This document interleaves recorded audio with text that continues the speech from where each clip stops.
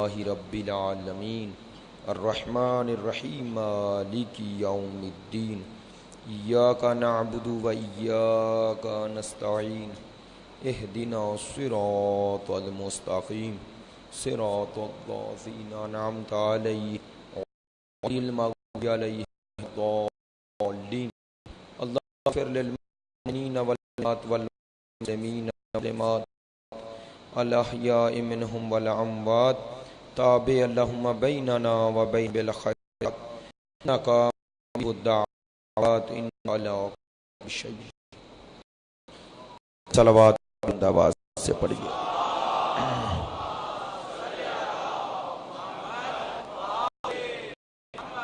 اعوذ باللہ من الشیطان الرجیم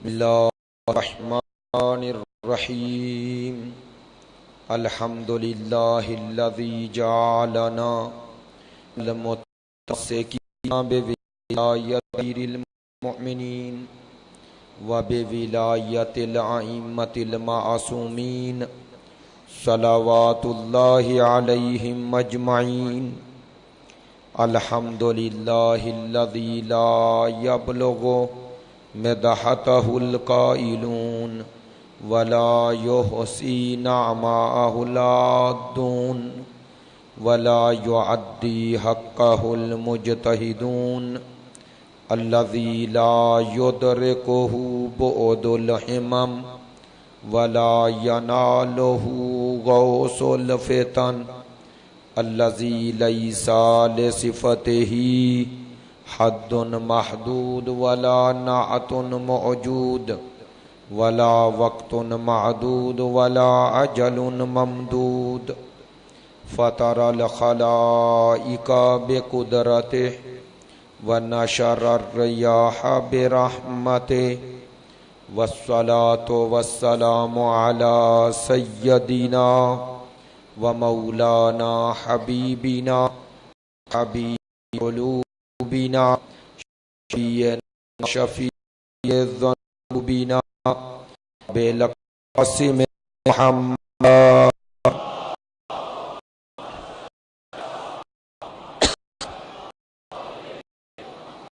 وآله الطيبين الطاهرين المعصومين المؤمنين الذين أذهب الله عنهم الرجس وطهرهم تطهيرا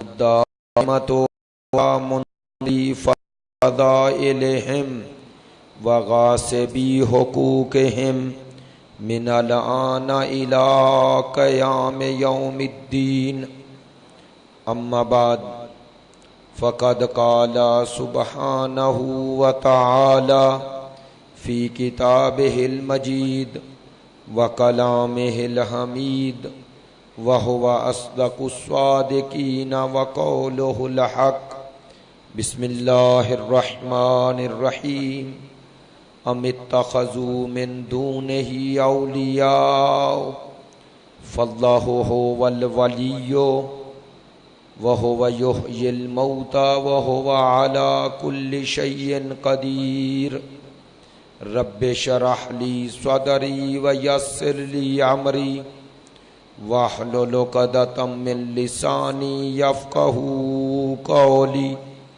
إن الله وملائكته يصلون على النبي يا أيها الذين آمنوا صلوا عليه وسلموا تسليما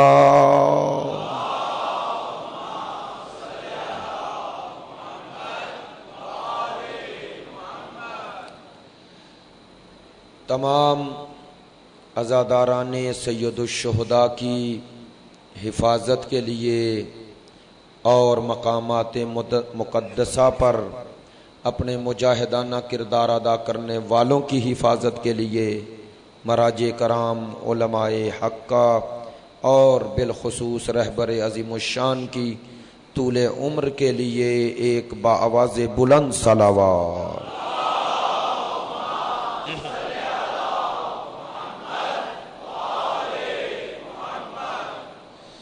عزیزان محترم، برادران گرامی قدر، محبان اہل بیت، پیروان مکتب ولایت، عاشقان مکتب شہادت، آج کی مجلس میں موضوع گفتگو توحید اور ولایت کے حوالے سے جو گفتگو کا سلسلہ جاری ہے، اسی سلسلے کا دوسرا پہلو عرض کرنا چاہتا ہوں۔ آج کی گفتگو کم و بیش ولایت کی تعریف اور ولایت کی ایک قسم بیان کروں گا، اسی کے ضمن میں ایک حدیث اور اسی حدیث کے پس منظر میں کچھ گفتگو آپ کی خدمت عالیہ میں پہنچانی ہے، جو اول مجلس سے عرض کر رہا ہوں کہ توحید اور ولایت کا آپس میں ربط کیا ہے۔ میں اول مجلس سے یہ مسلسل گزارش کر رہا ہوں کہ توحید اور ولایت دونوں ایک دوسرے کے لیے لازم ملزوم ہیں۔ حصول قرب خدا بغیر ولی خدا کے ممکن نہیں ہے، اور قرب الہی کا نتیجہ ولایت ہے۔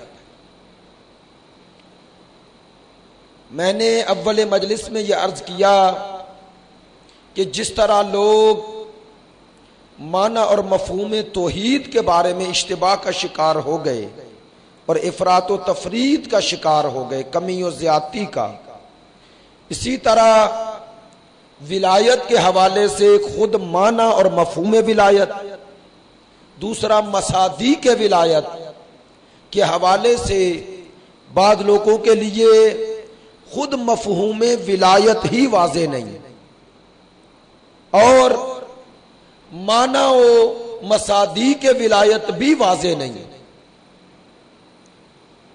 اس لیے بعض اوقات ولایت کا جو معنی وہ لے رہے ہیں، ولایت کا وہ معنی اور اس معنی میں کسی کو صاحب ولایت کہنے سے کوئی بڑی فضیلت ثابت نہیں ہوتی۔ توجہ فرمائیں گے آج کی گفتگو پہ کہ ممکن ہے کوئی بندہ جب کہہ رہا ہے کہ ولایت اور ولایت سے مراد یہ لے رہا ہے کہ ولایت ولی یعنی صاحب کرامات، تو کسی کو صاحب کرامات کے معنی میں ولی ماننا یہ تشیع کا خاصہ نہیں ہے۔ انشاءاللہ اس کی وضاحت آتی ہے، لیکن یہ ابتدائی باتیں ذہن میں رکھیں۔ پہلا مرحلہ خود ولایت کی تعریف کیا ہے، دوسرا مرحلہ اس تعریف ولایت کی روشنی میں ولایت کا کون سا معنی کہاں استعمال ہو رہا ہے، تیسرا مرحلہ وہ کون سا ولایت کا معنی ہے جسے مان کر کوئی شیعہ بنتا ہے، اور آیا ہمارے علماء، ہمارے مراجع جو ولایت کا معنی ہم تک پہنچانا چاہتے ہیں وہ ولایت کا کون سا معنی ہے۔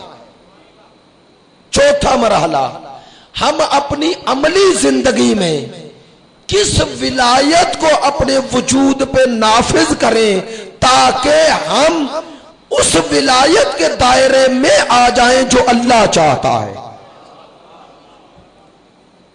بات کو آسان کرنا ہے، تھوڑی سی بات واضح کرنی ہے، جو اشتباہات ہیں انہیں بیان کرنا ہے، اور ولایت کا وہ مورد جس کی بنیاد پر دوسروں کو شیعت سے خارج کیا جا رہا ہے، میں نے عرض کرنا ہے اس ولایت کا معنی خود لوگوں کو بھی پتہ نہیں، جو کہہ رہے ہیں انہیں بھی معلوم نہیں کہ جب وہ کہتے ہیں فلاں صاحب ولایت نہیں، اور جب انہیں پوچھا جائے کہ ولایت اور ولی کا معنی کیا ہے تو انہیں کچھ معلوم ہی نہیں.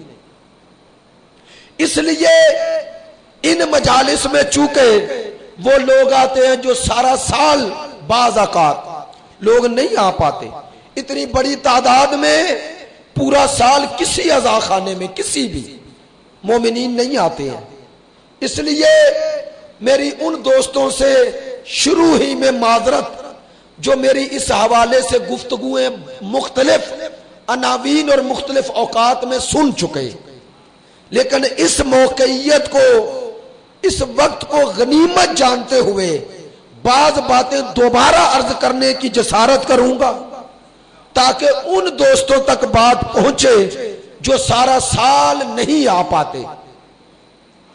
ترتیب گفتگو میں نے جیسے کہ عرض کیا، سب سے پہلے کسی نظریے پر بات کرنے سے پہلے یہ جاننا چاہیے کہ جس کے بارے میں بات کر رہے ہیں وہ ہے کیا، اس کا معنی کیا ہے. وہ ولایت جس کے بارے میں ہم بات کرنا چاہتے ہیں، پہلا سوال یہ ہے اس ولایت کا لغوی معنی کیا ہے. لغوی معنی کسے کہتے ہیں؟ یعنی وہ زبان جس زبان میں وہ لفظ استعمال ہو رہا ہے، اس زبان کے لوگ جسے اہل زبان کہا جاتا ہے وہ اسے کس معنی میں استعمال کرتے ہیں. توجہ فرما رہے ہیں؟ اگر آپ سب متوجہ ہیں تو ایک صلوات بلند آواز سے پڑھیں.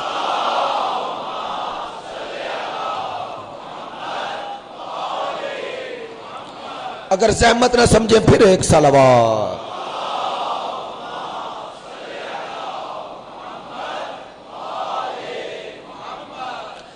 میں نے عرض کیا کہ پہلا سب سے مرحلہ یہ ہے کہ ولایت کا معنی کیا ہے. سب سے زیادہ قرآن مجید میں استعمال ہونے والا لفظ ولایت ہے. ولی، ولا، ولایت، ولایت اور اس کے مشتقات مولا، ولی، یہ سب اس مادہ ولیہ میں ہے. یعنی سب سے زیادہ استعمال ہونے والا لفظ ولی ہے.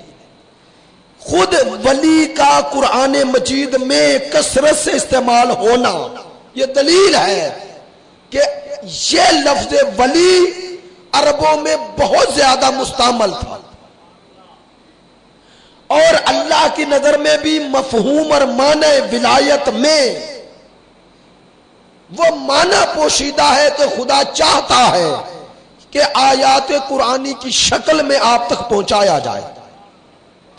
سب سے پہلے خود ولایت کا معنی لغوی کیا ہے توجہ فرمائیں گے انشاءاللہ. یہی آپ کے لیے ایک نیا موضوع کھلے گا کہ ولایت کا معنی کیا ہے. امام راغب اصفہانی بہت بڑی شخصیت عالم اسلام کی، بہت بڑے ادیب، اصفہان کے رہنے والے امام راغب اصفہانی، انہوں نے ایک بہت مایہ ناز کتاب لکھی مفردات القرآن.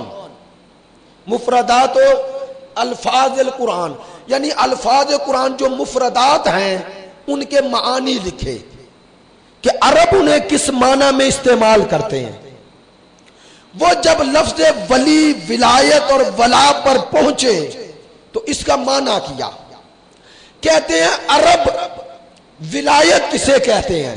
توجہ فرمائیں. امام راغب فرماتے ہیں الولاء والتوالی ان یحصل شیئان فصائدا حصولا ما لیس بینہما لیس منہما. فرماتے ہیں عرب ولایت کسے کہتے ہیں. کہتے ہیں دو چیزیں تھی ایک دوسرے سے دور تھی. توجہ فرمائیں.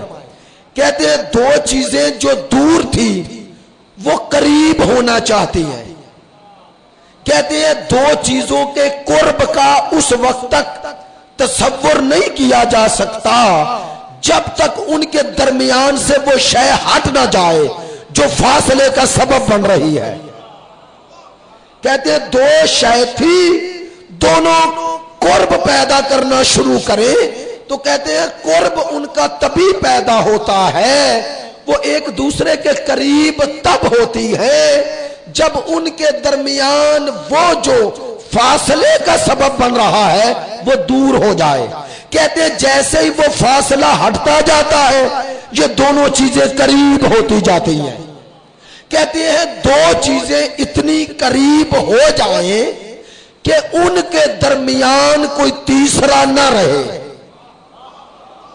ان میں یہ فرق رہ جائے کہ وہ دو ہیں، اتنی قریب ہو جائے کہ کوئی تیسرا فاصلہ نہ رہے، اتنا فرق رہے کہ دو ہیں اور دو بھی یوں ہوں کہ ان کے درمیان کوئی فاصلہ نہ ہو، تو کہتے ہیں عرب اس قرب کو ولایت کہتے ہیں اور دونوں طرف کو ولی کہتے ہیں۔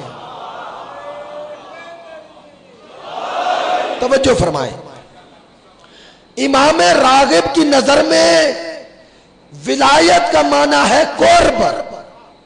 قرب، اب توجہ فرمائی، یہ لفظ ولی ادھر بھی بولا جاتا ہے خدا کی نسبت بھی، اور یہ لفظ ولی بندے کے لیے بھی بولا جاتا ہے۔ اللہ بھی بندے کا ولی ہے اور بندہ بھی اللہ کا ولی ہے۔ یہ قرب ایک طرفہ نہیں ہے۔ اللہ کہتا ہے یہ قرب کی ابتدا ادھر سے ہوتی ہے اور یہ قرب عطا ادھر سے ہوتا ہے۔ جیسے کہا عبد میرے قرب پر پہنچتا ہے، قرب کی منزل پر، جیسے عبد اس قرب کی منزل پر پہنچ کر میرا ولی بنتا ہے، ویسے میں اس کے قرب کو قبول کر کے میں اس کا ولی بن جاتا ہوں۔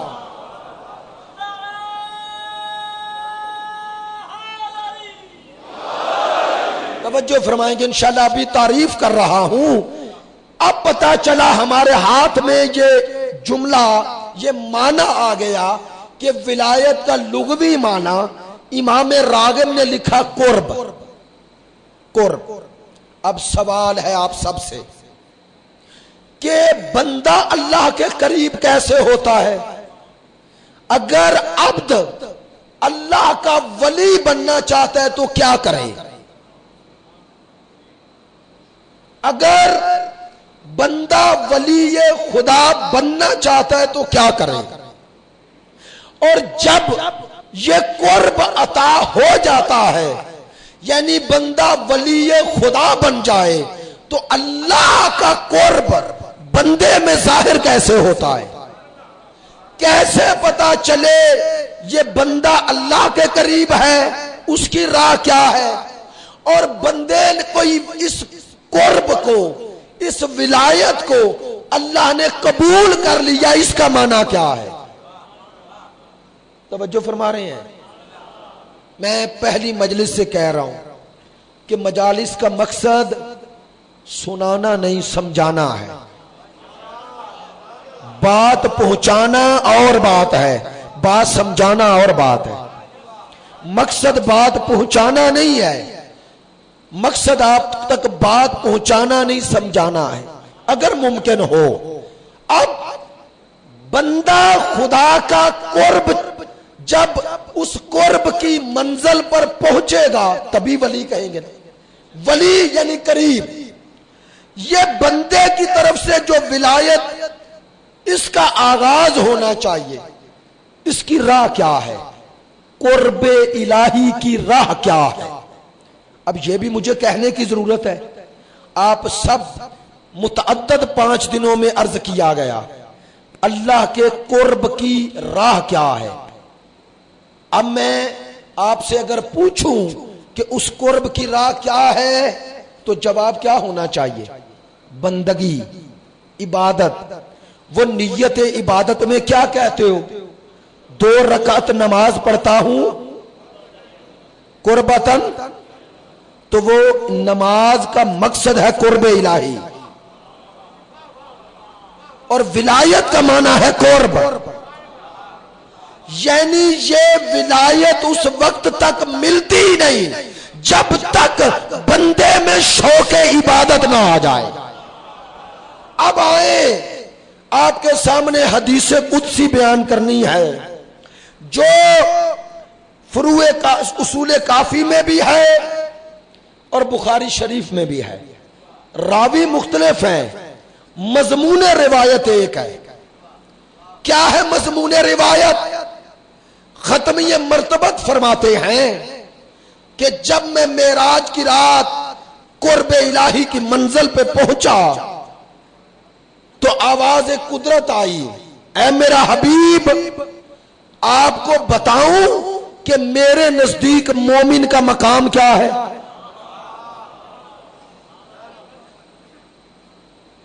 اب آواز قدرت آئی کہ میرے نزدیک میرے ولی کا مقام ہے کیا. پہلا جملہ جو بخاری میں بھی ہے اور جو اصول کافی میں بھی ہے، کیا جملہ ہے؟ آواز قدرت آئی، من احان لی ولیا فقد بارزنی بالمحاربہ. خدا نے کہا جو میرے ولی کی توہین کرے اس نے مجھ سے اعلان جنگ کیا. آپ نے توجہ نہیں فرمائی. جس نے میرے ولی کی توہین کی، اللہ کہہ رہا ہے اس نے مجھ سے اعلان جنگ کیا. یعنی اللہ کہہ رہا ہے جس نے میرے ولی کی توہین کی مجھ سے جنگ لڑی. کس کی توہین؟ ولی کی. کس ولی کی؟ عام ولی کی. تو بھائی مولا علی کو ولی سب مانتے ہیں، مولا علی سب کے نزدیک ولی ہیں، اور اللہ کہہ رہا ہے جس نے میرے ولی کی توہین کی. اب منبروں پر علی کا نام لے کر وہ جو بنی امیہ کے دور میں ہوتا رہا، وہ مولا علی کی توہین تھی یا نہیں؟ اگر توہین ہے تو وہ اللہ سے جنگ ہے، اور اللہ سے جنگ کرنے والا کبھی بھی اللہ کی رحمت کا مستحق نہیں ہوتا. ہم یہی کہتے ہیں کہ جو کسی دور کے ولی کی توہین کرے وہ اللہ کی رحمت میں شامل نہیں ہے. میں اس سے زیادہ وضاحت نہیں کر سکتا. آواز قدرت آئی، بندہ اللہ کے قریب کیسے ہو، بندہ خدا کا قرب کیسے حاصل کرے. توجہ فرمائیں گے، کیا حدیث قدسی ہے. اس حدیث کو کہا جاتا ہے قرب النوافل والفرائض. حدیث قرب النوافل والفرائض باب الفرائض میں. یہ میں جو روایت پڑھ رہا ہوں یہ امام باقر علیہ السلام سے.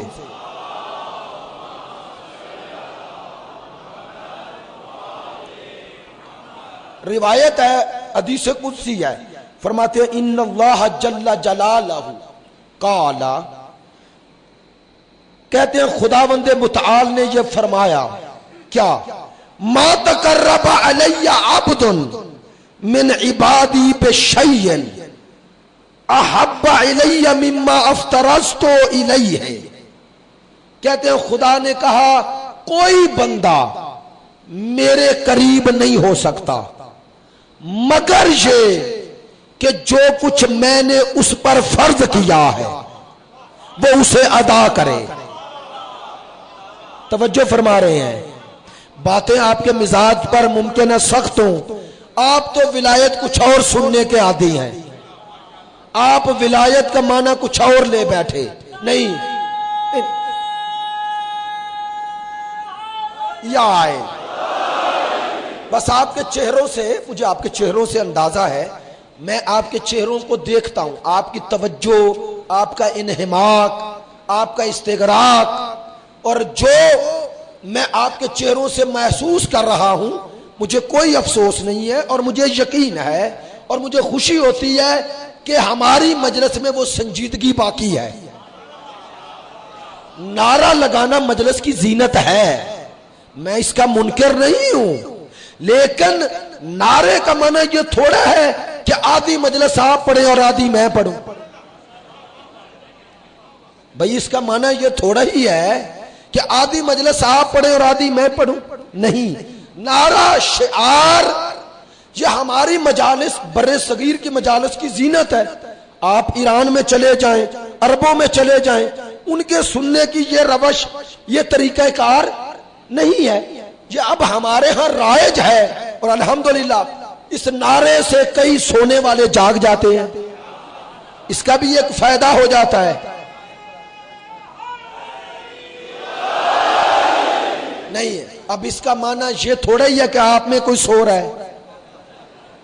کیوں میں نے کہا اگر خطیب یا کوئی بندہ منبر پہ بیٹھ کے کہے کہ میری مجلس میں فلاں سو رہا ہے، ٹیکنیکل حوالے سے وہ خطیب اپنی ناکامی بتا رہا ہے۔ اس لیے میں یہ تھوڑا کہہ رہا ہوں کہ آپ میں کوئی، آپ ماشاءاللہ بیدار ہیں، ہوشیار ہیں، لیکن خدا کے لیے مجھ سے بیزار نہیں ہونا۔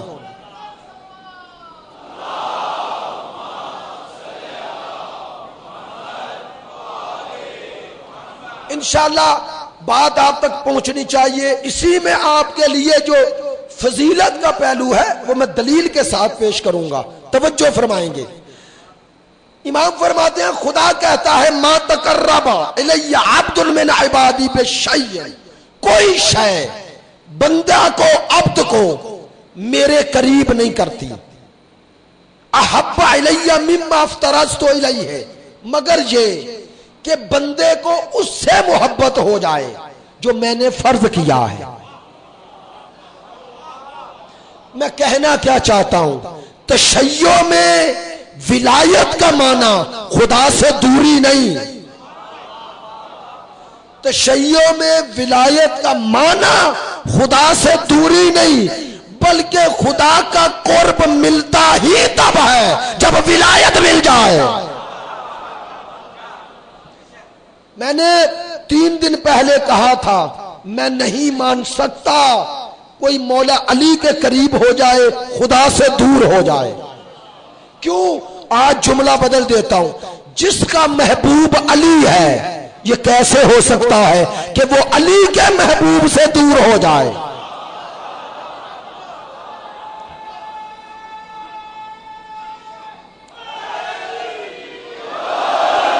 ماشاءاللہ، خدا آپ کی توفیقات میں اضافہ فرمائے۔ اب اس جملے پہ زیادہ نہیں رکتا، آگے بڑھتا ہوں۔ خدا فرما رہا ہے بندے کو اگر مجھ سے محبت ہے کیا کرے؟ جو میں نے فرض کیے ہیں، فرائض ہیں، انہیں ادا کرے۔ یہ پہلا زینہ ہے حصول ولایت کا کہ جو میں نے فرض کیا وہ ادا کرے۔ اگلا مرحلہ وَإِنَّهُ لَيَتَقَرَّبُ إِلَيَّ بِالنَّافِلَةِ، کہتے ہیں بندہ اگر اللہ سے محبت کرتا ہے تو کیا کرے؟ خدا کہتا ہے وہ جو میں نے فرض کیے تھے وہ ادا کرے۔ خدا کہتا ہے اب بندے کا شوق عبادت بڑھا، میری محبت بڑھی تو اس نے اگلا قدم اٹھایا، یہ وہ بھی کرنے لگا جو چاہتا تو ہوں لیکن فرض نہیں کیا۔ وہ عبادت جو اللہ چاہتا ہے فرض نہیں کیا اسے کہتے ہیں مستحب۔ مستحب خدا چاہتا ہے لیکن فرض نہیں کیا۔ کیوں نہیں کیا؟ تاکہ پتہ چل جائے کہ فرض کی مجبوری میں کون عبادت کر رہا ہے اور محبت میں کون بندگی کر رہا ہے۔ لیکن نہیں عزیزو، جو جملہ کہنا چاہ رہا ہوں مجھے نہیں معلوم آپ تک کیسے پہنچے گا اور کتنا پہنچے گا، لیکن میں نے خود تو لطف لیا جب اس پہلو پہ نظر کی۔ خدا کہہ رہا ہے پہلا مرحلہ بندہ میرا قرب چاہتا ہے تو جو میں نے فرض کیا وہ کرے۔ خدا کہتا ہے جب اگلا قدم بندے نے اٹھایا وہ کرنے لگا جو مستحب ہے، فرض نہیں۔ اب کیا ہوا؟ کہتا ہے خدا کہتا ہے میرے قرب میں نوافل یعنی مستحبات کو انجام دینے لگا۔ پہلے کیا تھا؟ بندے کو اللہ سے محبت ہے، محبت میں یہ کر رہا ہے، جب اس کی بندگی رائے سے مستحب ہو گئی، پہلے صرف نماز واجب پڑھتا تھا، اب دل میں محبت بڑھی تو کہنے لگا دن کی روشنی میں ہی اسے کیوں پکارو، دن کی روشنی میں ہی کیوں پکارو، اگر وہ میرا محبوب ہے تو راز و نیاز کیوں نہ ہو جائے۔ تو اسی راز و نیاز کا نام ہے نماز تہجد، نماز شب۔ نماز شب اللہ کی محبت کی پہلی علامت ہے، توجہ۔ لیکن جو بات کہنا چاہتا ہوں، خدا کہتا ہے جب بندہ میری محبت میں وہ بھی کرنے لگا جو میں نے مستحب کیا تھا، اب کیا ہوا؟ پہلے وہ محب تھا، میں محبوب۔ اللہ کہتا اب کیا ہوا؟ حتی احبہ، جب بندہ مستحبات میں آگے بڑھتا ہے اب میں اس سے محبت کرنے لگتا ہوں، اب میں محبت کرنے لگتا ہوں۔ کس کے ذریعے ہم اللہ کے محبوب بن سکتے ہیں؟ مستحب کے ذریعے نہیں، مستحب کا معنی ابھی واضح نہیں ہوا، اب واضح کروں، ایک لفظ میں واضح کروں۔ مستحب وہ ہے جو اللہ چاہتا ہے، واجب نہیں کیا، اور مستحب ہوتا ہی محبت میں ہے۔ بھئی یہ حدیث سرکار کی ہے نا، توجہ فرمائیں گے عابدی صاحب، میری طرف ذرا متوجہ ہوں۔ یہ حدیث سرکار دو عالم کی ہے کہ جس نے ایک زیارت حسین کی اسے 70 حج کا ثواب ہے نا۔ ہمارے علماء نے کہا مستند ہے، مستند حدیث ہے۔ اب دونوں معنی بتانے ہیں، اس کا معنی یہ تھوڑا ہے کہ حج کی اہمیت نہیں، اس کا معنی یہ نہیں کہ حج اہم نہیں۔ کیوں؟ اگر حج کی اہمیت نہ ہوتی تو رسول ثواب میں حج کا ذکر کیوں کرتے؟ توجہ نہیں ہے۔ اگر حج کی اہمیت نہ ہوتی تو کیا کہا؟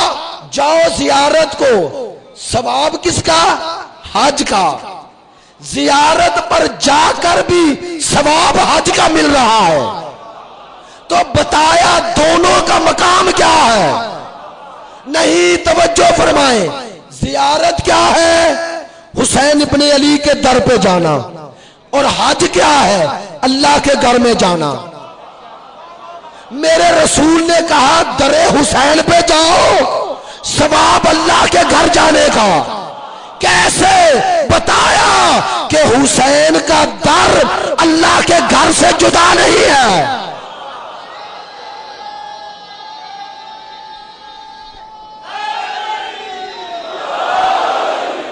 لیکن توجہ فرمائیں گے، دونوں کی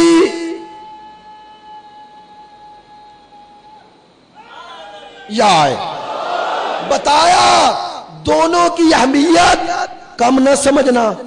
ثواب میں حج کا نام لے کر بتایا جس کو ثواب کے طور پہ ذکر کیا، ثواب کے لیے حج کا ثواب، تو بتایا اگر حج اہم نہ ہوتا تو زیارت کی جگہ حج کا نام کیوں لیتا؟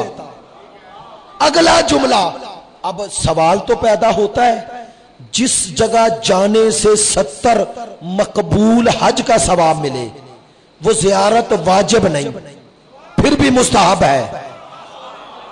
میری بات پہنچ گئی ہے، میری بات پہنچنی چاہیے۔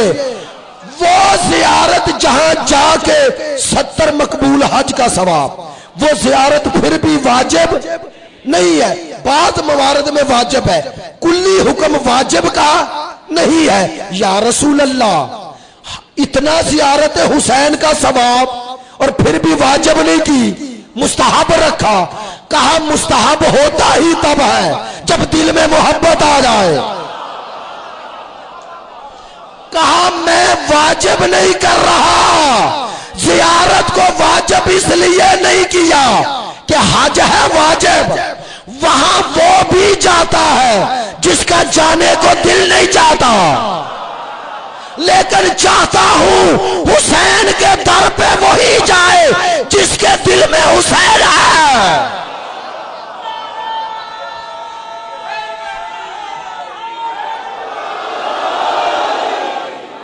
ماشاءاللہ توجہ فرما رہے ہیں. کہا میں چاہتا ہوں وہاں وہی جائے جس کو مستحب اس لیے رکھا تاکہ پتہ چل جائے کہ یہاں واجب میں باندھ کے نہیں لایا جا رہا، یہاں آزاد کر کے لایا جا رہا ہے. نہیں تاکہ پتہ چلے ان قدموں سے کون چل رہا ہے اور دل کے قدموں سے کون چل رہا ہے. کہا یہ زیارت اب پتہ چلا مستحب کیوں ہے اور مستحبات کا مقام کیا ہے. خدا کہتا ہے جب بندہ مستحبات میں آگے بڑھتا ہے وہاں پہنچ جاتا ہے حتی احبہ اب میں بندے سے محبت کرنے لگتا ہوں. کیا مقام ہے؟ پہلے ہم محب وہ محبوب، یہ ہے ولایت. اب اللہ محبت کرنے لگا. جب خدا بندے سے محبت کرتا ہے تو ہوتا کیا ہے؟ بندے کی اللہ سے محبت تو یہ ہے کہ بندے میں شوق عبادت بڑھے. اللہ کی بندے سے محبت کیا ہے؟ خدا فرماتا ہے کنتو سمعہ الذی یسمع بہ. جب میں کسی کو اپنا محبوب بنا لیتا ہوں میں اس کے کان بن جاتا ہوں جن سے سنتا ہے. وَبَصَرَهُ الَّذِي يُبْصِرُ بِهِ میں اس کی آنکھیں بن جاتا ہوں جن سے دیکھتا ہے.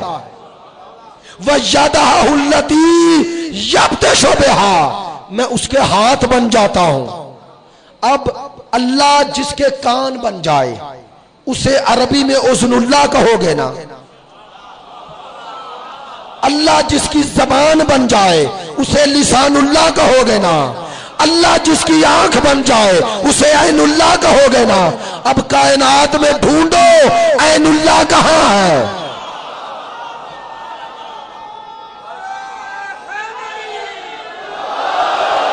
نہیں ایک جملہ کہہ رہا ہوں توجہ فرمائیں گے عزیزو. گفتگو سمیٹ رہا ہوں ایک جملہ کہہ رہا ہوں میرا نہیں ہے. استدلال کیا ہے اس کو استدلال کیا ہے ایک بہت بڑے عالم ہے ایرانی آغا فاطمی نیا. کیا خوبصورت جملہ کہا. کہتے ہیں خدا کہتا ہے میں کان بن جاتا ہوں. ظاہر ہے اس کان سے یہ کان تھوڑا مراد ہے، یہ تو سننے کا آلہ ہے. اور آپ مجھ سے بہتر جانتے ہیں، زیادہ پڑھے لکھے ہیں، کہ ان کانوں سے تھوڑا سنتے ہیں یہ جو نظر آ رہے ہیں، ان سے تو نہیں سنتے نا. وہ جو بہرا ہے اس کے یہ کان ہیں، اس کے پاس شنوائی نہیں ہے. تو اصل سننے کا ذریعہ وہ قوت شنوائی ہے. اب اللہ کہتا ہے میں اس کی سماعت کا ذریعہ بن جاتا ہوں. اب اللہ جب سنتا ہے تو کوئی یہ ذرائع تھوڑے ہیں، وہ تو کائنات کی جس شے میں چاہے قوت گویائی پیدا کر دے. وہ سمیع ہے بصیر ہے. ایسا ہی ہے نا، سمیع و بصیر ہے. آغا فاطمی نیا کہتے ہیں جو اللہ اذن اللہ بن جائے اب اس کے سننے کی صلاحیت عام نہیں رہتی. میری آواز وہیں تک پہنچ رہی ہے جہاں تک یہ لاؤڈ سپیکر پہنچا رہا ہے. میری آواز میں قدرت کم تھی، آپ نے اس کی قدرت کو اس لاؤڈ سپیکر کے ذریعے زیادہ کر دیا، لیکن پھر بھی آواز تو میری ہے نا. آواز تو میری ہے نا. ذرائع بڑھاتے جاؤ آواز بڑھتی جائے گی. اب خود سوچو اگر کوئی اذن اللہ بن جائے تو جہاں پکارو گے سنے گا.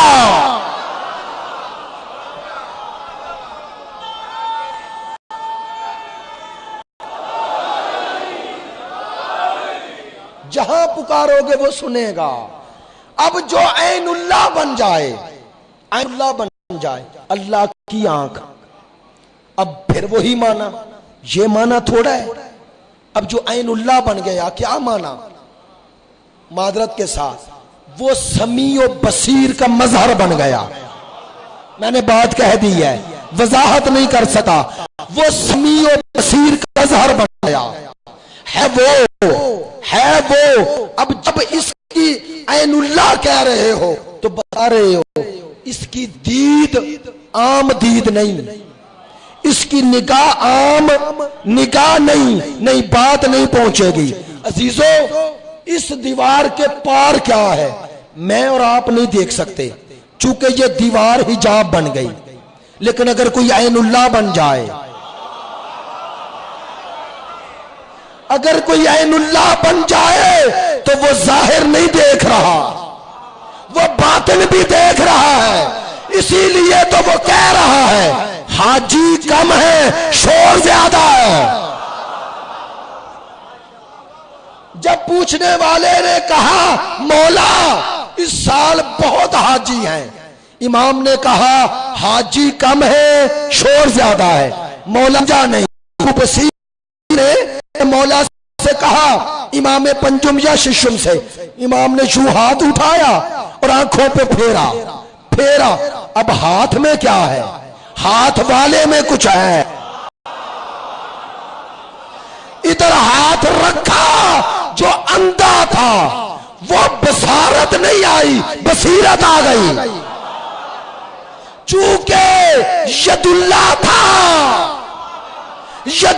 تھا، ادھر ہاتھ آنکھوں پہ آیا تو اب عین اللہ نے اسے وہ نگاہ دے دی جو اس کی اپنی نگاہ تھی۔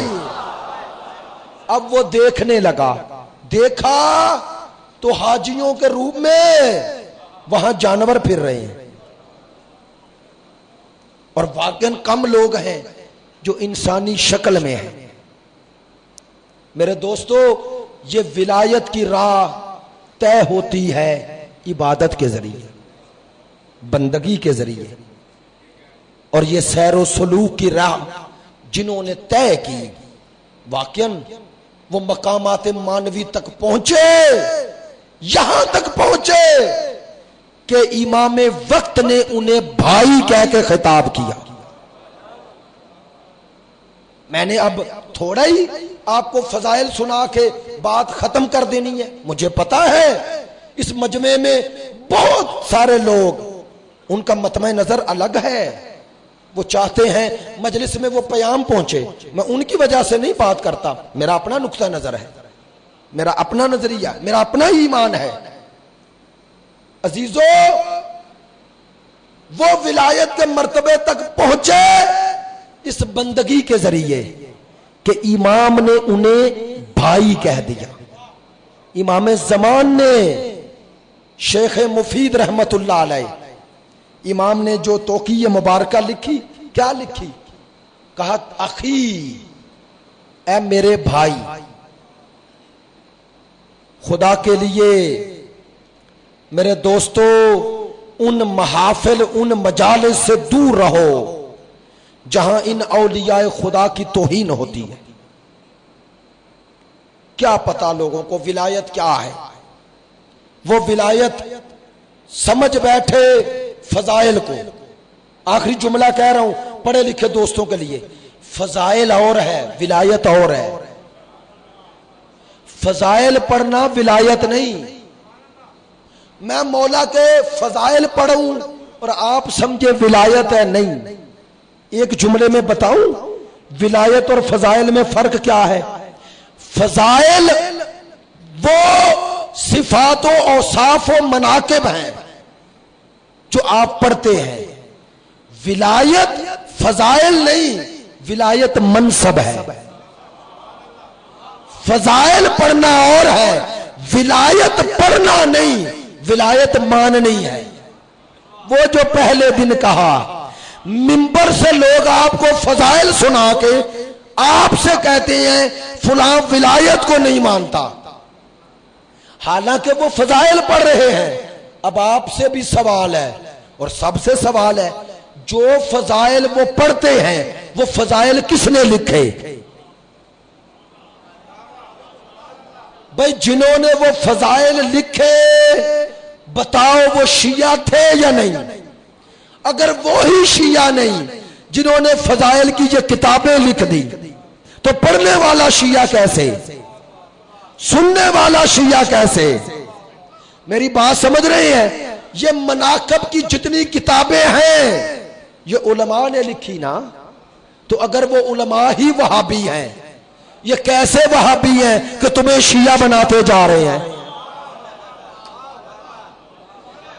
یہ کیسے وہابی ہیں کہ تمہیں شیعہ بناتے جا رہے ہیں؟ اور میں اب معذرت کے ساتھ ہاتھ جوڑ رہا ہوں، یہ جملہ کہوں گا، ولایت عہد ہے، عہد ہے اپنے امام سے، اور صاحب ولایت وہی ہیں جب کربلا کی طرف دشمن ولایت بڑھے تو وہ سامنے آ گئے، جب روزہ بی بی کی طرف بڑھے تو وہ سامنے آ گئے۔ یہ کیسا عجیب مذاق ہے جو منبر سے کیا جا رہا ہے۔ عزیزو، میں نے عراقی علماء، عراقی سیاستدانوں کی یہ مقالے، یہ ٹاک شو خود دیکھے جنہوں نے قبول کیا کہ اگر عراق میں آیت اللہ العظمی آغا سیستانی اور رہبر معظم کی پالیسی نہ ہوتی تو کربلا آج دشمن کے ہاتھوں میں ہوتی۔ ان باتوں کو سمجھیں، جو کربلا بچا رہا ہے اس پر منبروں سے وہابی ہونے کا اور ان کی توہین کی جا رہی ہے۔ اگر وہ شیعہ نہیں تو یہاں بیٹھ کر حسین کے نام پہ تو جوڑیاں بنانے والا شیعہ کیسے ہے؟ بھئی اگر جان پہ کھیل کر جان دینے والا شیعہ نہیں تو شیعوں کا مال لے کر اپنی جان بچانے والا شیعہ کیسے ہے؟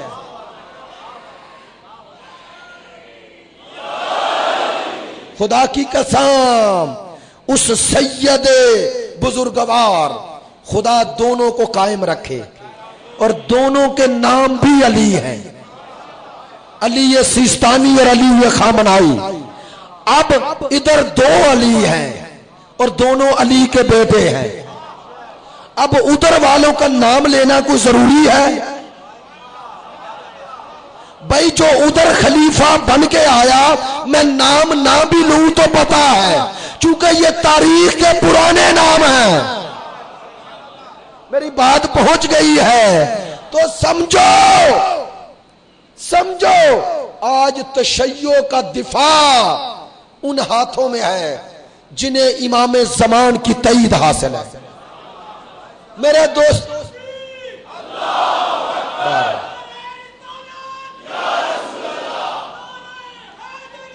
یا خدا آپ کو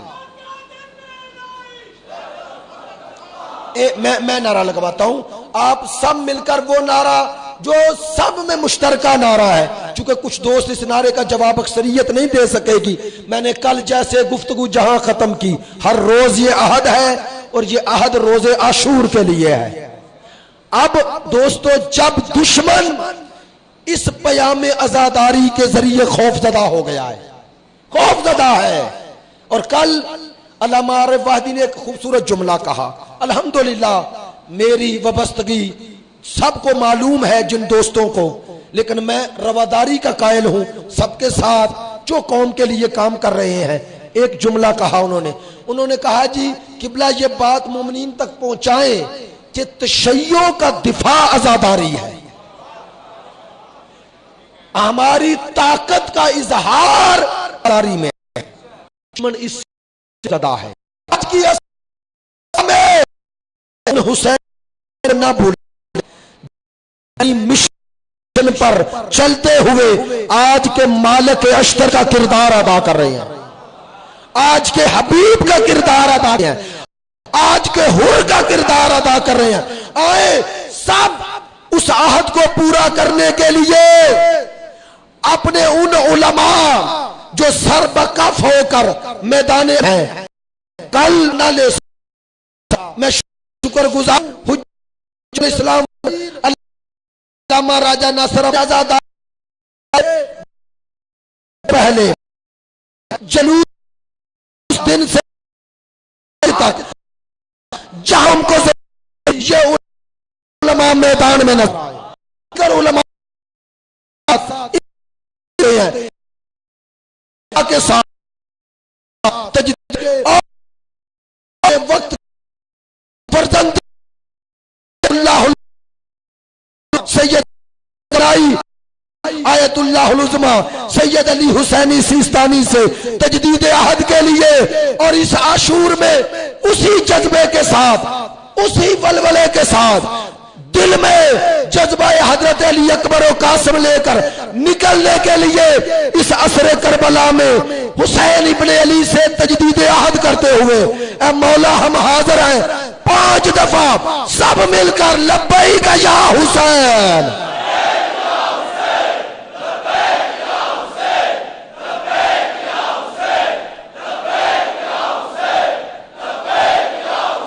بآواز بلند صلوات۔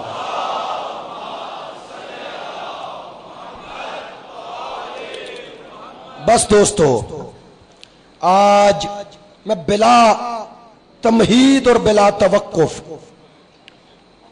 اس معصوم کی شہادت کے چند جملے کہنا چاہتا ہوں کہ جس کی شہادت کے لیے لمبا مصائب پڑھنے کی ضرورت بھی نہیں،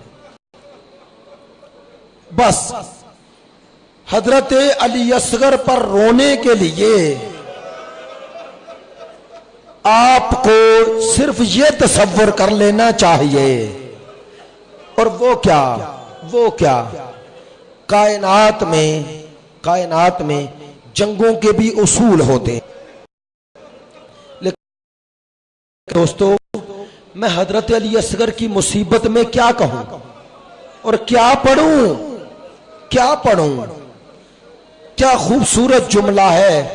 لوگ کہتے ہیں کسی ہندو کا ہے، اب پتہ نہیں، لیکن میں نے پڑھا کہ لاہور میں تقریر کرتے ہوئے کہتے ہیں اس وزیر تھا، اس نے کہا کہ کربلا کی جنگ میں مجھے اس 6 ماہ کے بچے نے اتنا متاثر کیا کہ حسین کی جنگ ان لوگوں سے تھی جنہوں نے 6 ماہ کے بچے پہ تیر چلایا، اس بچے پہ تیر چلایا جسے پتا نہیں تھا کہ تیر کھا کے رویا جاتا ہے یا ہنسا۔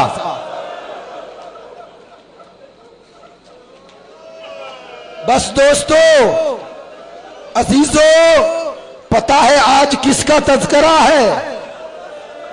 ہمارے علماء کہتے ہیں کہ 3 باب الحوائج ہیں، 3 باب الحوائج ہیں، ایک امام موسیٰ کاظم، دوسرے سید الشہداء اور تیسرے علی اصغر۔ البتہ کربلا میں جو 3 باب الحوائج ہیں نا، ان میں ایک عباس علمدار ہے، ایک سید الشہداء ہے، ایک حضرت علی اصغر ہے۔ نہیں، آپ نے توجہ نہیں کی بھئی 6 ماہ کا اصغر اور باب الحوائج، تو میرے مولا حسین نے بتایا اگر اصغر ہے تو کیا ہوا، ہے تو علی۔ بس عزادارو، ہمت نہیں رہی، وقت کی طرف توجہ نہیں ہوئی، بس 2 جملے اور ہمت بھی ختم ہوئی ہے۔ یہ آپ تک زحمت کہنا چاہتا ہوں، علی اصغر کے بارے میں مجھے ڈاکٹر قلب صادق صاحب کا بہت پیار لگتا ہے، اس جملے ختم کر دوں گا مجلس۔ اگر آپ متوجہ ہو گئے تو مصیبت کا اس سے بڑا جملہ کیا ہوگا۔ ڈاکٹر صاحب اپنی، یہ مولانا حسن ظفر صاحب نے بھی نقل کیا، کہتے ہیں سفر کر رہا تھا میں ٹرین میں، کہتے ہیں کہ کچھ ہندو آ گئے، آ کے کہنے لگے کہ ہاں کا واقعہ۔ ڈاکٹر صاحب انہیں حضرت علی اصغر کی شہادت سنانے لگا، کہتے ہیں جب میں یہاں پہنچا نا کہ علی اصغر کو حسین نے ہاتھوں پہ اٹھایا، ایک ہندو نے کہا بس کربلا معلوم، کہا کیا معلوم ہے، کہا انہوں نے جلدی جلدی پانی دے دیا، چونکہ 6 ماہ کے بچے سے کسی کی دشمنی نہیں ہوتی۔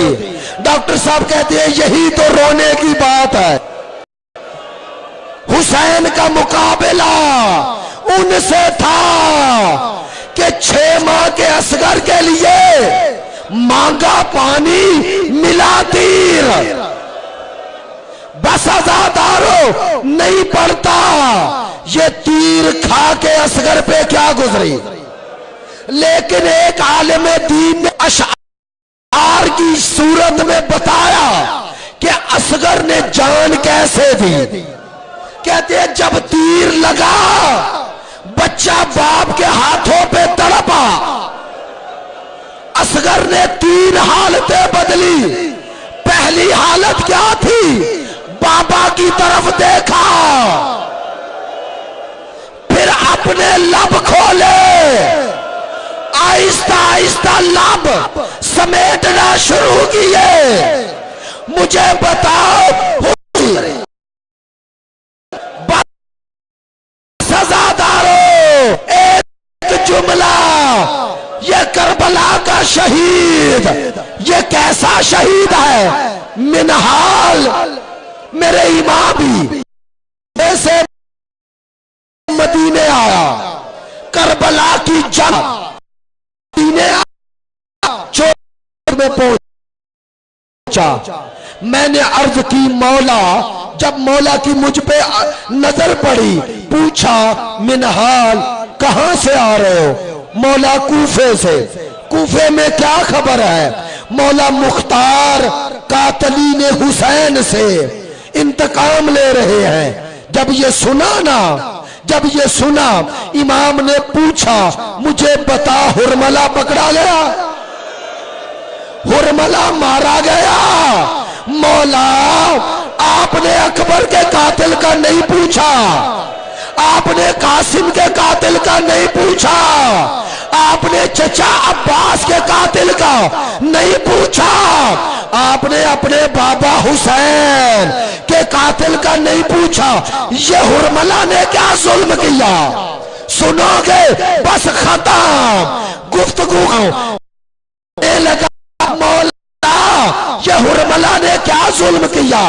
امام نے کہا منہال کرنے والے اصغر کے گلے پہ نہیں لگا، یہ میری ماں کے جگر پہ لگا ہے۔ ابھی تک تمہیں